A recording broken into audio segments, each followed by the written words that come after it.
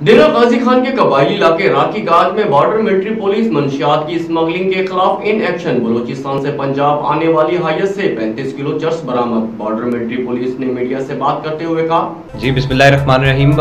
Border military police की जो check post हैं उनके ऊपर मंशियात को रोकने के लिए, मंशियात की स्मगलिंग को रोकने के लिए एक बेहतरीन किस्म की हिकमत अमली जो है वो अडॉप्ट की गई है। इसी हिकमत अमली का नतीजा ये निकला है कि एक बैनुल सूबाई गिरोह और बड़ी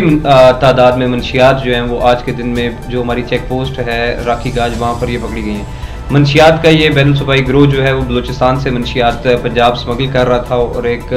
हाईएस्ट वैगन के अंदर इस मंशियात को स्मगल किया जा रहा था। मंशियात की जो क्वांटिटी है वो 35 किलोग्राम है